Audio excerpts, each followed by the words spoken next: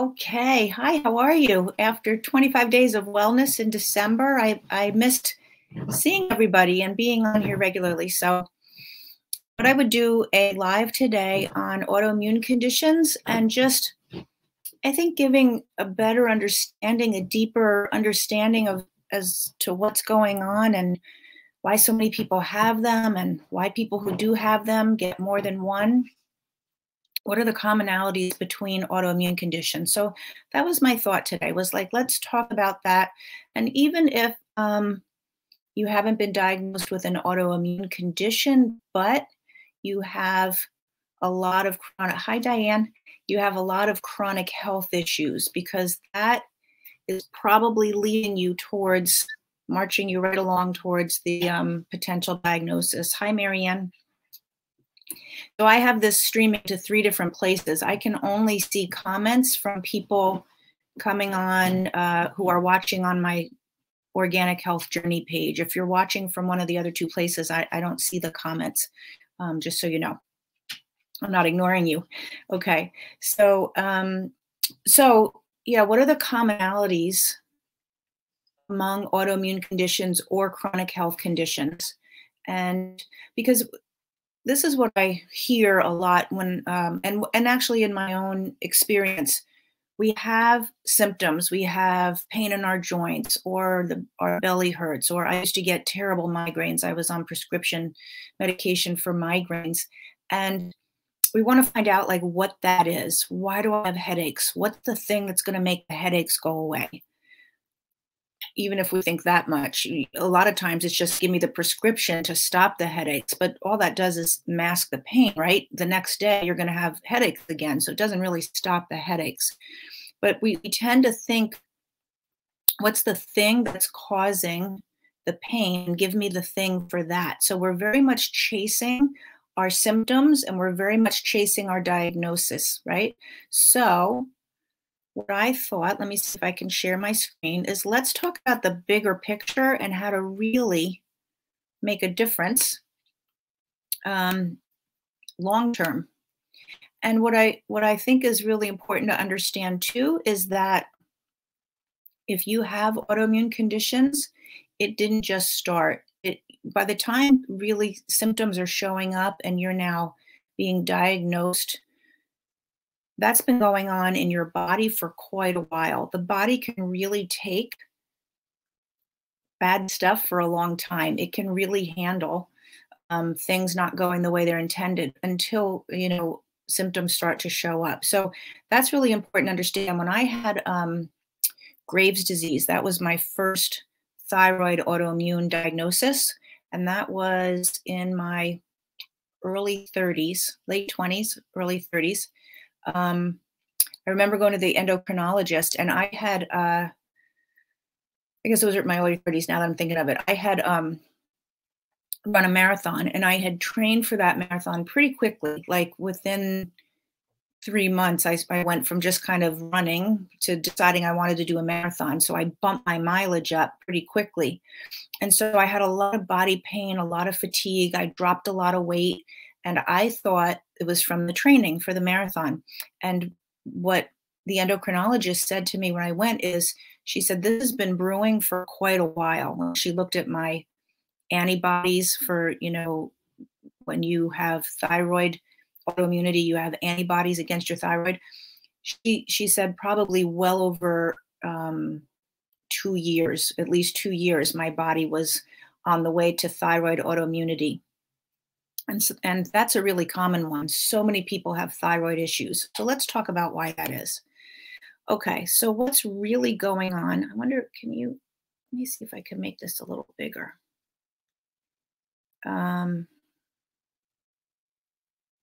I do that? Nope, that's not what I wanted to do.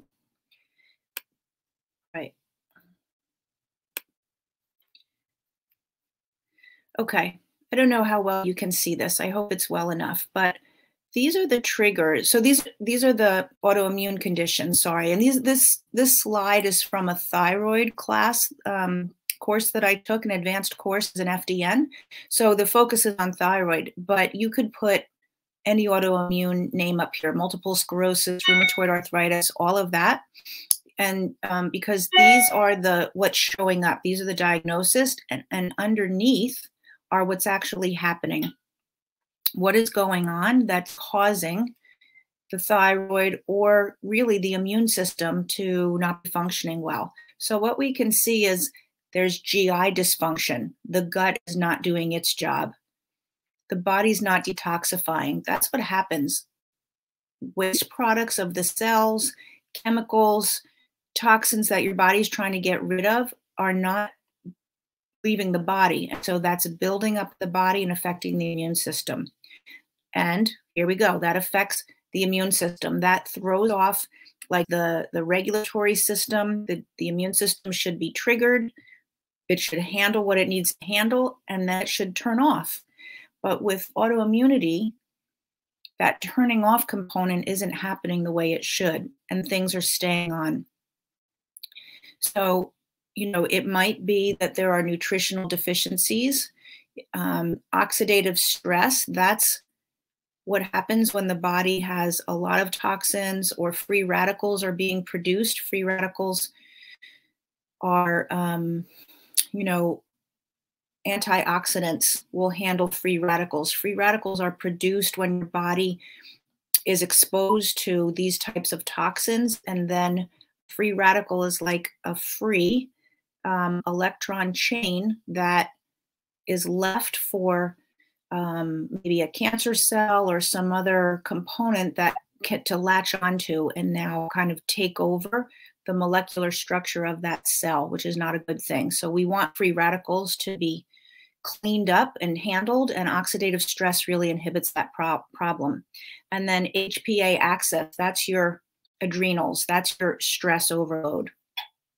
So what's really going on is it's an immune system problem. It's not a thyroid problem. It's not a joint problem if you have rheumatoid arthritis. It's not a brain problem if you have brain fog. It's the immune system is not able to do its job. And so the microbiome is the first place to look. So I really just wanted to put this into like a perspective for you so that you can say, here's the bottom line of what I need to handle. Here's like the foundation of where I need to go to work. And chasing these symptoms or these diagnoses is not going to really get you where you want to go. Let me just check and make sure, see if anybody has asked any questions. Okay. Nope. Okay. So let me go back into my screen. If I can do that. There we go. Okay, so the microbiome and the gut is the first place to look because that is like home base for your immune system. That's the interface between the external environment and inside your body because things come in, from either end, things come in into your body, and then it's the GI system, it's the bacteria there that handle what's good and your body can use, what nutrients do I need, and what's not so good, what's maybe got some bacteria on it, what's got a virus on it, what has some pathogens, and what does my body need to handle, take care of. The immune system's job is to see that, recognize it, take care of it, and get rid of it. And that means excrete it out. So that's what the microbiome should be doing. All right. So that's the first place, in my mind, the first place to look, because you can't get the other areas in your body better if this isn't working right. So my training as an FDN is we don't do a ton of supplements. Sometimes you need to help people feel better initially, and you need some supplements to sort of help them with some energy. Or if they're really lacking somewhere, then you give them some supplements to bridge. But you want to really try to handle these areas and not keep someone on supplements forever. The supplements, and it's not really the right word, I'm going to say nutraceuticals that I do use is more of a protocol to support the foundations that I'm talking about right now and get you through helping your microbiome be healthy, bringing down inflammation, and the next processes that we're going to look at. Okay, so that's really the goal, is to not be living on a million supplements, not needing, B vitamins and vitamin D. I mean, vitamin D is a very common one that people are deficient in. And sometimes, if you really have a lot of damage, you will need to stay on some stuff long term. But the goal is to really handle what the issue is. And so when we look at your gut, a healthy gut here is something that is intact. Here's the lining of the gut, and these cells are right up next to each other and they're intact. And this blue area here is the mucosal border. So that's a nice, healthy, that's like the interface between whatever is in the space of your gut, right? It's like a garden hose. So whatever bacteria, pathogens, whatever are floating around in there, which are these guys here, you have this mucosal border, and then you have the actual lining of the cells. And here, when damage occurs, this mucosal border is now impaired, disrupted, damaged, and now these bacteria are right up against the cells, and you can see inflammation. So that's the first place where inflammation happens. If you are interested in health at all and you do any sort of reading or paying attention, it's all over the internet. Inflammation is the biggest culprit for chronic health issues, for cancer, for autoimmunity. It's inflammation that's staying in your body. And so here's the first place inflammation shows up, in the GI tract. Okay? And then if you look, here's your whole GI system, and right up next to it is your liver, because these two systems work very much hand in hand. The liver is the main detoxifier of the body. So the liver's job is to get all the things out of your body systems and send it through the bile, load it up onto the bile, send it to the GI tract, and the GI tract will excrete it out, right? They work very much together. Now, here's what's interesting.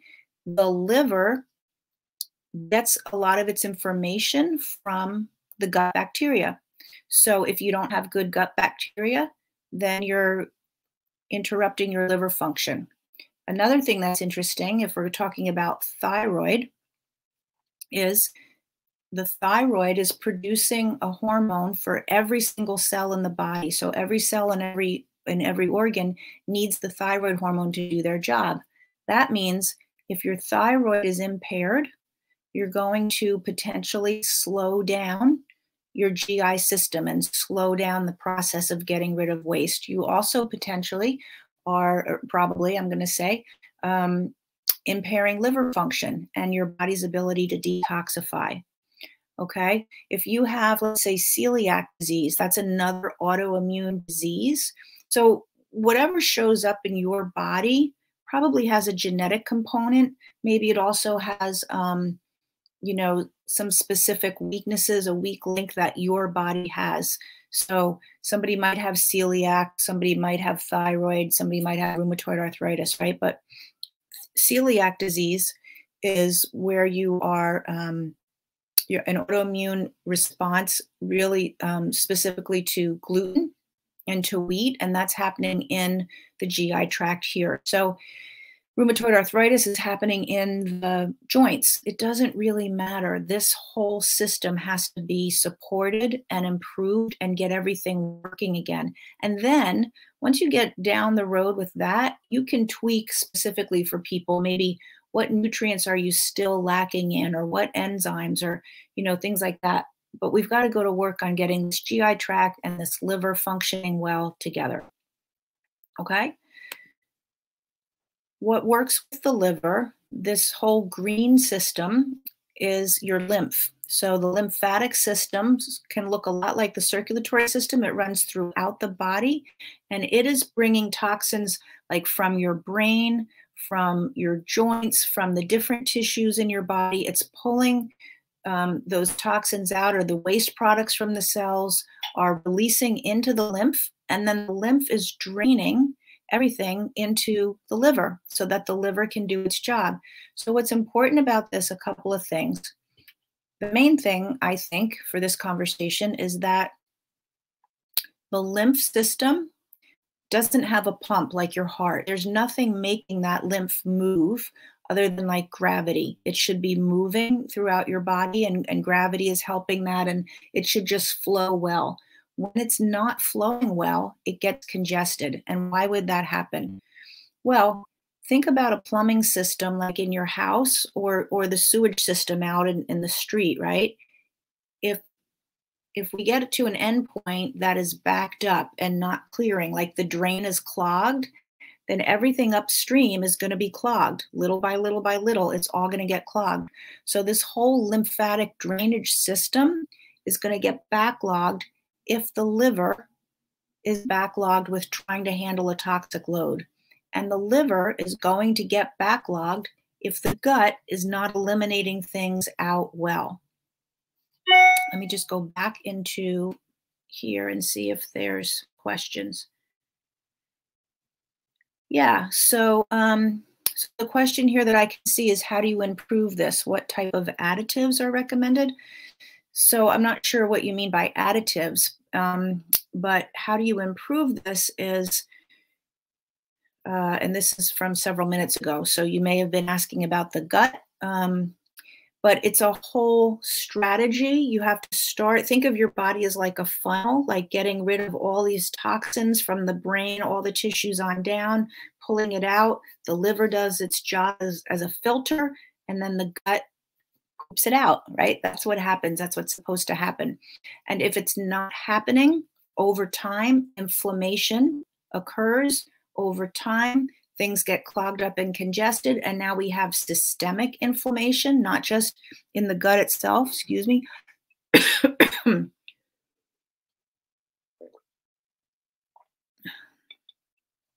So not just in the gut itself, but systemically throughout the body.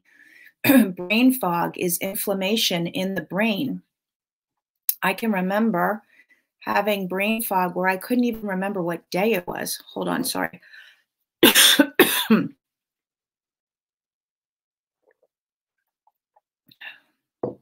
Okay. All right. So that is where all of this inflammation and pain happens. All right, so that's the lymph system. I don't know if I answered that question because it was from a few minutes ago, but let me move on. So what causes this to happen? The first is things like heavy metal. So this is just to show you, this is somebody's tooth, a 22-year-old filling, okay, just being rubbed with an eraser. See the mercury vapor that is being released into the mouth, which is then going to settle into the soft tissue. So it's going to settle into the mucous membrane, up into the nasal cavity. So heavy metals. This is just one example.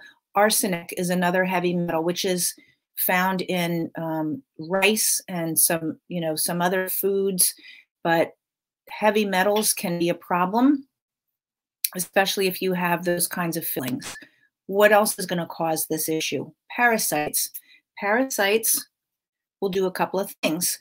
They will disrupt your cell cycle. So the lifespan of your cell, every cell in your body needs to do its job. It has a lifespan. The cell will die and a new cell will be formed, right? We're constantly shedding our old cells and taking on new cells. Normal cell death is called apoptosis, right? That's how it's supposed to happen. The cell, lives its lifespan, it dies, the body clears it out, and then new cells take over. So we're always replacing our cells. Like when we're sleeping, different tissues have cellular turnover different amounts of time, but parasites will disrupt that. They will not allow your body to clear out the dead cells.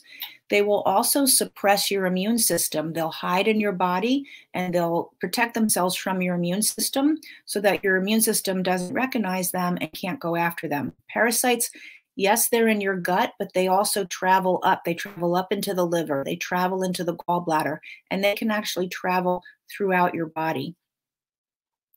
They will disrupt the energy that your mitochondria is trying to produce because they're replicating in your cells. So parasites is a big place, and a lot of trainings that I'm on, the practitioners and the clinicians will say, everybody has parasites because we live on this earth. We're a biological organism on this earth, and we've got them. So we've got to clear them out. What else makes all of this happen? Medications. So medications are going to interfere with the electron transport chain of your mitochondria. All that means is you take in food, your body needs to break down the food into ATP, which is energy. And there's like a picture like a barn is on fire, and there's whole towns of people are passing the buckets of water. In the olden days before there were hoses passing water down, that's an electron transport chain in your cells, passing electrons down to have energy to be produced. All right, so certain medications can disrupt this and really impact your mitochondria. Things like antibiotics. And I know that we need antibiotics at times for certain things, but we have really overused them in this country. They're used, very freely, very often, and that really disrupts your gut, and it also starts to disrupt this whole process in the mitochondria. Painkillers. When I was getting my migraines, I had a whole system. I would alternate between Excedrin migraine and then extra strength like Advil, and I would do the maximum dose, and I would just go back and forth between those, and that caused a lot of damage in my system and in my body. But and then I was eventually on the prescription ones, which is really kind of just doing the same thing. Statins for cholesterol, also a problem for the mitochondria, and then certain mental health drugs. So these are all things that are very freely used in our country, and they contribute to this process that I'm talking about. And then other things that are going to add to that oxidative stress, right? That was the creation of the free radicals that I talked about. So if you're eating a lot of processed foods, pro-inflammatory foods, so that means foods that are causing inflammation, like things that have a lot of trans fats in them, which thankfully these days, I think less and less companies use trans fats, used to be much more prevalent. But processed foods in general, processed meats, like sausages and salami, all of that. If you don't have a good microbiome, we've already talked about that. Plastics and chemicals, big problem for oxidative stress. Pesticides, that's one big problem or reason why wheat and gluten are such a problem, because glyphosate is sprayed very liberally on our crops, and that's a big problem in our body. Cigarette smoke, psychological stress. I'm going to talk about that in a little bit at the end of the presentation, but or the end of this conversation, but that's the big one. And I think that it's not as recognized as much of the physical consequences of the psychological stress. All right, then other chemicals, alcohol, when you have blood sugar levels that are going up and down all the time, not keeping your blood sugar regulated, if you have mold. So this is an interesting story. Let me just go back here and check, and then okay. My story is that I recently met a man who's also in this health field, and we were talking, and he said how several years ago he had multiple symptoms. He was really noticing his health declining, a lot of issues. He went to the Cleveland Clinic. He spent 3 days at the Cleveland Clinic, did a battery of tests, and they diagnosed him with Parkinson's disease. And he left the 3 days from the clinic with several prescriptions and a diagnosis of Parkinson's disease. He went home, as you can imagine, pretty upset. He went to a naturopath in his area. They ran some other tests. Turned out he had mold toxicity. And so they started to do a protocol to clear the mold.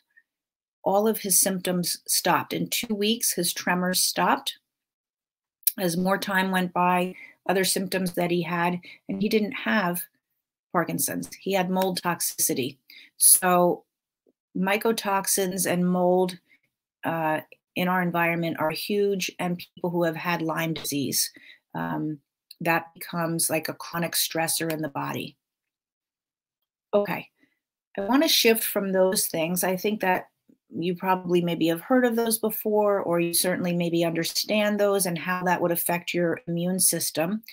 Now, I want to talk about the psychological stress, and I actually want to talk about your heart and your brain and heart brain coherence because I don't know about you, but I always used to really think that the brain was responsible for everything in my body. My brain was telling my body what to do. I mean, there's the automatic things that just happen, like, certain enzymes being produced to break down food. But I really thought that my brain governed everything.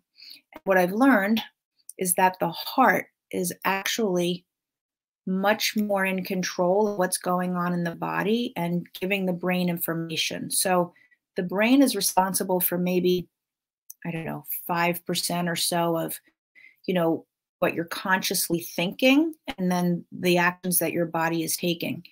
The rest of it, your heart, you could call your subconscious. Your heart has much more neurons and impact than certainly I understood before.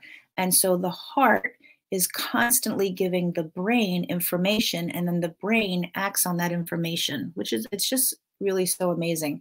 So the heart is, you could also say, your subconscious mind, because that's where your feelings are. Your feelings happen in your heart, and your feelings will dictate the decisions and the thoughts that you make and how you perceive your stress. Okay, or the things that happen to you if you perceive them as stress. So here's what I mean. When you are frustrated, irritated, anxious, you have worry, you're fearful, if we were to put you on a heart rate monitor, your heart rate would look like this. And we call that incoherent because it's not a regular pattern.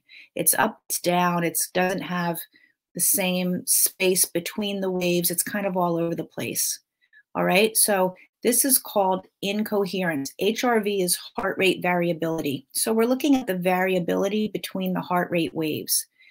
And when the heart is incoherent, this inhibits brain function and it impairs performance.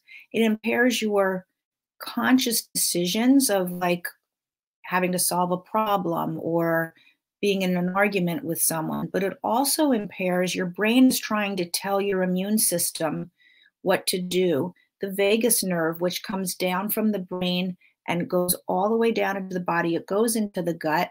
That nerve is the rest and digest, the parasympathetic governing nerve. And the brain is going to really disrupt the signals through to the vagus nerve and disrupt how the immune system is working. Now, if we look at heart rate variability where the heart is coherent, okay, so you can see that the wave is very uniform and consistent. And what happens to make that so? When someone is having and experiencing positive emotions, they are having thoughts of appreciation and love. Those are the feelings that they're feeling that puts their heart in coherence. And then that's going to facilitate brain function and the other processes of the body. It's so important because if you're living in fight or flight, if you're having a lot of stress and your heart is incoherent, that absolutely affects the rest of your body. And I would say that's one of the biggest and most important places to look on getting your immune system to calm down and to help resolve autoimmune symptoms. We don't say that we like cure autoimmunity, but we can reverse the symptoms and calm down, so that somebody really feels like they're living without any issues. But if you allow things to develop again, if you allow toxins to build up in your body, if you don't manage your heart rate coherence, those symptoms probably will come back, I would say. So who can benefit from actually working on their heart rate coherence? Well, look at these different medical issues, physical medical issues. If you have high blood pressure, cardiovascular disease, obesity, if you have any kind of chronic pain, we know that pain is related to trapped emotions in the body, negative emotions, things to do with your gut, autoimmune disorders, traumatic brain injury, if you have cancer, asthma, or insomnia. All of these things can be improved with heart rate variability training. And these are the mental health issues. Okay, so again, depression, anxiety, PTSD, OCD, anger and aggression, bipolar, Tourette's, grief and loss, ADHD, and addictions. So those are all the ways that heart rate incoherence can show up in your body. Also, we can see, the liver's job is to get rid of the toxins. When the liver is overburdened, then the body looks for other ways to get rid of toxins, and that's going to show up in the skin. So if you have chronic skin issues, if you have acne, rosacea. I had rosacea for probably 15 years. I just always looked bright red, sometimes with acne, sometimes not, but, definitely showed up in my skin. So that's a place where these issues are going to show up, but also in your joints, in your muscles, if you have chronic pain, if you have headaches, because these toxins, if this whole system is not happening the way we'd like it to happen, the stuff is going to go somewhere. It's going to stay in your tissues. It's going to stay triggering your immune system. And that's the important part with autoimmunity. The immune system stays triggered. It keeps firing, and it's firing at your own body. And so what I really want to leave you with is, we used to think that chronic health conditions were kind of the luck of the draw, right? That you just had your genetic predisposition and that your genes would dictate how your life was going to go. And you could look at your family and you could say, all the women in my family have breast cancer, or my mom and my sister have thyroid disease, so I have thyroid disease. And we used to think that that was written in stone. But now what we really realize is, I like how this says this: the genes load the gun, but the environment pulls the trigger. So your genetic predisposition is there. Okay. But that doesn't mean that it has to be the way it goes. And in fact, your lifestyle choices, all of the things that I talked about, your food is a big one. Your food is like low-hanging fruit, because you can change your diet and see really significant changes pretty quickly. But then we also have to look deeper, especially if you still have symptoms. What's going on with mold potentially, with parasites, with heavy metals? What's going on with your heart rate coherence and your emotional memory? So those are all the places that we need to look. Okay. So I just wanted to have kind of this complete overview of autoimmunity so that you could understand it doesn't really matter what your diagnosis is, what your symptoms are.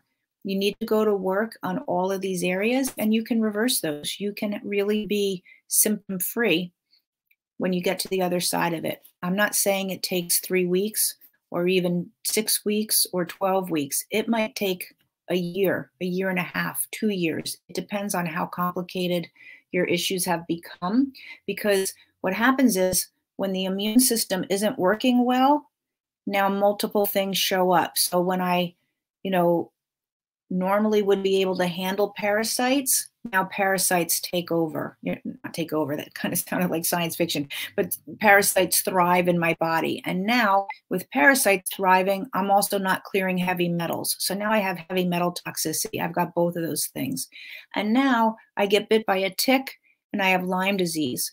Well, if those other things weren't happening, my body could probably handle the Lyme disease. A lot of people get Lyme disease, they go through their course, and then they don't have ongoing symptoms and chronic Lyme, whereas other people get chronic Lyme. I would venture to say that's because their immune system was already overburdened. So however complicated your history is, like however many things you have, and how well you're able to stick with the process of removing them and really managing your emotional stress, keeping your nervous system in rest and digest and out of fight or flight. When you can put all those pieces together, then you're going to have the best results on clearing your autoimmune symptoms and getting yourself in remission. So that's what we do. If you don't know how to do all of that, if the partnership Maybe you've been trying on your own, but having a partner to do all of that and to really guide you through to say, this is what you need to do next. This is what you need to do next. We can always run labs and find out stuff, but we also know the protocol that's going to get everybody back functioning where as optimally as they can in the areas that I just talked about, getting their gut, their inflammation down, their liver, all of that. So if that is what you need, then I would be happy to get on the phone with you. I'm going to just pop in here. Well, Organic Health Journey. You can also drop me an email. Typing in my email address here and